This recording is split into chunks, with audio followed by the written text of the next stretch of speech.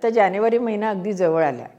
जानेवारी महिना जवळ आल्यानंतर आपल्याला संक्रांत, तिळगुळाच्या वड्या, पुरणपोळ्या, त्या काळ्या साड्या किंवा काळे ड्रेस असे शिवावेसे तरी वाटतात किंवा ज्या आपल्या कपाटात असतात त्यांना थोडं ऊन दाखवून मस्त संक्रांतीचं हळदी कुंकू करावं असं प्रत्येकीच्या मनात येतं.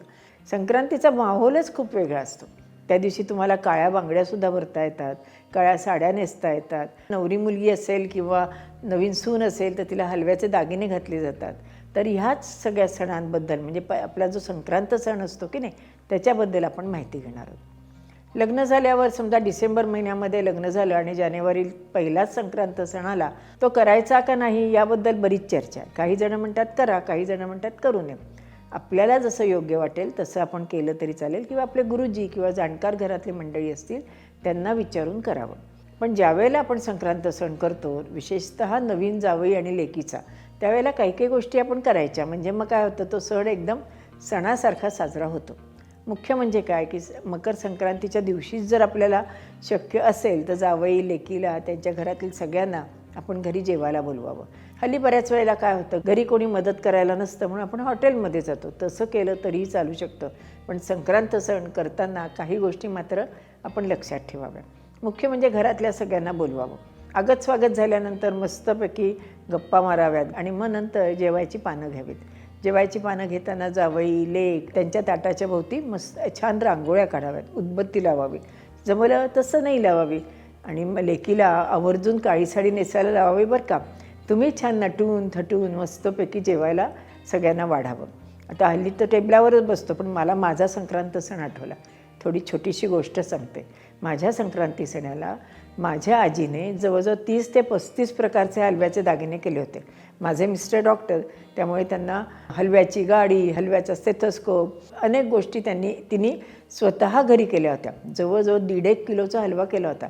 तो सुद्धा 10-15 प्रकारचा, म्हणजे खसखशीचा हलवा, वेलदोड्यावरचा हलवा, लवंगीवरचा हलवा, तिळावरचा हलवा, ज्वारीच्या ओंबीवरचा हलवा, बदामावरचा, काजूवरचा, एवढंच कशाला भोपळ्यावरच्या बियांवरचा सुद्धा तिने हलवा केला होता. त्या सगळ्या हलव्यांचा उपयोग करून तिने अनेक दागिने ह्यांना आणि मला केले होते. अगदी माझ्या साडीवर हलव्यांची खडीसुद्धा काढली होती. हा सगळा कौतुकाचा आणि त्या सगळ्या बायकांचा कलाकुसरीचा भाग होता. आताही आपण घरी करू शकतो, हलवाही घरी करू शकतो किंवा दागिनेही घरी करू शकतो. आणि मुख्य म्हणजे हल्ली बाजारातही वेगवेगळ्या प्रकारचे दागिने मिळतात आणि ते सुद्धा नाविन्यपूर्ण असतात बरं का. असेच छानसे दागिने आपल्या लेकीकरता आणावेत. तिला छान काळी साडी तिच्या आवडीची घ्यावी आणि त्याचप्रमाणे लेकीला संक्रांती सणाला द्यायला एखादा चांदीचा करंडा किंवा चांदीची कोयरी अशी द्यावी. आपल्या जावई बापूंना त्यांनाही आवडीचे कपडे घ्यावेत आणि त्यांना चांदीच्या वाटीमध्ये हलवा घालून द्यावा. असं या दोघांचं कोडकौतुक तर करायचंच आहे आपल्याला. त्याचप्रमाणे आलेल्या जावई बापूंचे आई वडील त्यांनाही आपल्याला योग्य वाटेल तसं आहेर करावा. एखादं छानसं मंगळसूत्र त्याच्या आईला, जावेला किंवा नंदेला द्यायला सुद्धा काही हरकत नाही, हो की नाही. असा छान अतिशय आनंदाने हा संक्रांत सण आपण साजरा करू शकतो. संक्रांतीच्या दिवशी दुपारचं किंवा तुम्ही ठरवलं असेल तर संध्याकाळचं जेवण केल्यानंतर आपण हा देण्याचा कार्यक्रम करावा. हा जसा आपण लेकीचं कौतुक सोहळा केला की नाही, त्याचप्रमाणे आपण सुनेचा कौतुकाचा सोहळासुद्धा करू शकतो. सुनेचं हळदी कुंकू करावं, तिला छान साडी द्यावी, तिला छान दागिने करावे, हलव्याचे दागिने तिलाही करावे आणि दोघींचं आणि सुनेचं किंवा लेकीचं मस्त संध्याकाळी दणक्यात हळदी कुंकू करावं. बऱ्याच बायकांना बोलवावं, डिश द्यावी. हळदी कुंकू लावल्यावर तिळगुळ किंवा तिळगुळाच्या वड्या द्याव्यात. एखादं वाण लुटावं. पहिल्या वर्षी साधारण हळदी कुंकू लुटलं जातं बरं का. आणि नंतर मग ओटीचं सामान आहे किंवा कुयरी आहे किंवा असे काही वेगवेगळ्या गोष्टी वाण दिल्या तरी चालतात. पण ह्याला वाण दिलं नाही म्हणत, वाण लुटलं असं म्हटलं जातं. अशा तऱ्हेने लेकीचं आणि त्याचबरोबर सुनेचं कोड कौतुक करण्याचा हा सण म्हणजे संक्रांत सण.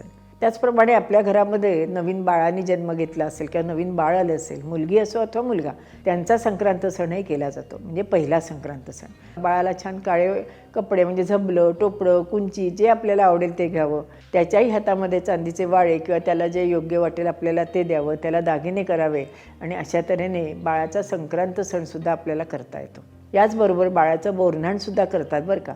आता बोरन्हाण म्हणजे काय, तर बोरन्हाण म्हणजे आपण बाळ एक वर्षाचं झालं ना की 1 वर्षापासून 5 वर्षापर्यंत दरवर्षी आपण बाळाचं बोरन्हाण करतो. मग तो मुलगा असो अथवा मुलगी, कोणी असलं तरी बोरन्हाण हे केलं जातं.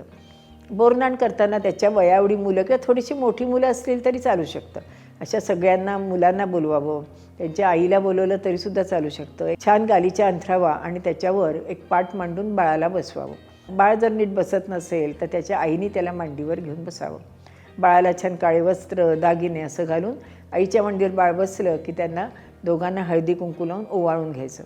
मग बाळाला छान चांदीचे वाळे तसंच काळे कपडे असे बाळाला द्यावे. आईची पण खणा नारळाने ओटी भरावी. मग जसं बाळ 2 वर्षाचं होतं की नाही तसं ते एकटं बसायला लागतं. मग त्यावेळेला त्याला पाटावर एकटं बसवलं तरी हरकत नाही. पण एक सांगायचं राहिलं, पाट आपण मांडल्यानंतर पाटाभोवती रांगोळी काढावी आणि त्याच्यावर एखादं वस्त्र अंथरावं, नंतर त्यावर बाळाला बसवावं. आता बोरनाण म्हणजे काय, ठराविक आपण वेळ ठरवली असते. बहुतेक संध्याकाळी बोरनाण करतात 5:30-6च्या दरम्यान. सगळी मित्रमंडळी जमलेली असतात. एखाद्या छान मोठ्या बाऊलमध्ये चुरमुरे, लिंबलेटच्या गोळ्या, श्रीखंडाच्या गोळ्या, नंतर काजू, बदाम, उसाचे कापलेले छोटे छोटे तुकडे, बोरं, हरभऱ्याचे सोलाणे, गाजराचे तुकडेसुद्धा घातले तरीसुद्धा चालू शकतात. असं सगळं एकत्र त्या चुरमुऱ्यांमध्ये घालायचं. चुरमुऱ्यांचं प्रमाण थोडं जास्त असतं आणि बाळांना आवडेल असे चॉकलेट्स वगैरेसुद्धा हल्ली घालतात बरं का. छोटी छोटी बिस्किटं मिळतात बघा वेगवेगळ्या चेहऱ्याची, ती घातली तरीसुद्धा चालू शकतात. असा तो सगळा मेवा एकत्र करायचा आणि बाळाला पाटावर बसवल्यानंतर एका चांदीच्या भांड्याने किंवा कुठल्याही भांड्याने बाळाच्या डोक्यावर तो ओतायचा किंवा त्याच्या डोक्यावर तो घालायचा. म्हणजेच त्याला बोरनाण असं म्हटलं जातं. आणि मग फक्त एक मात्र लक्षात ठेवा की बाळ ते चुकून खातं आहे का, नाकामध्ये त्याच्या तो चुरमुरा जातो आहे का, या गोष्टींकडे आईने किंवा एखाद्या मोठ्या माणसाने मात्र लक्ष दिलं पाहिजे. ज्या वेळेला त्याला बोरनाण घातलं जातं त्यावेळेला सगळे हे बिस्किटं, चॉकलेट, गोळ्या, चुरमुरे, हलवा हे सगळं जे आजूबाजूला पडतं ना, ही जी चिमुकली मंडळी असतात की नाही वानरसेना, ती सगळी भराभरा गोळा करते. आणि मग त्यांच्यामध्ये मला चॉकलेट मिळालं नाही, मला हे मिळालं नाही, आणि म्हणून जी त्यांची धावपळ किंवा जी गडबड चालते ना ती खरंच बघण्यासारखी असते. आणि बाळ मात्र त्या सगळ्याकडे छान बघत असतं. अर्थात एखादी गोष्ट मिळाली तर तेही तोंडात घालायला कमी करत नाही बरं का. अशा तऱ्हेने आपल्या घरात आलेल्या नवीन जावयाचा, लेकीचा, नवीन आलेल्या सुनेचा, आपल्या लेकाचा सुद्धा बरं का, आणि नवीन आपल्याकडे आलेल्या बाळाचा सुद्धा संक्रांत सण आणि बाळाचं बोरनाण आपण करू शकतो. खूप मजा येते. तुम्ही करून बघा, आवडेल तुम्हाला. आणि हा एक गेट टुगेदरचाच प्रकार म्हणायला हरकत नाही. आणि एक सांगायचं राहिलं, संध्याकाळी दणक्यात हळदी कुंकू करायचं. आणि बोरनाण आणि संक्रांत सण हा आपण मकर संक्रांतीपासून रथसप्तमीपर्यंत कधीही करू शकतो. हळदी कुंकू मात्र अर्थातच संध्याकाळी, बोरनाण पण संध्याकाळीच केलं जातं. बहुतेक जी मला माहिती होती ती सगळी मी तुम्हाला सांगितली. तुमच्या घरातल्या जाणकार मंडळींना विचारून आणखीनही तुम्ही त्या पद्धतीने करू शकता. आपलं जे हॉल असतो तो आणखीन डेकोरेशन करू शकता, आजूबाजूला पतंग लावू शकता, फुलांच्या रांगोळ्या काढू शकता. अनेक पद्धतीने आपण आपले जे हळदी कुंकवाची किंवा बोरनाणाची जागा असते किंवा संक्रांत सण जिथे करतो तो हॉल असेल तो आपण डेकोरेट करू शकतो. खूप मजा येते. तुम्ही करून बघा. आणि आणखीन काही अडचण असेल तर मला विचारा बरं का. त्याचं शंका निरसन आपण पुढच्या व्हिडिओमध्ये नक्की करूयात. तुम्हाला मकर संक्रांतीच्या खूप खूप शुभेच्छा. धन्यवाद.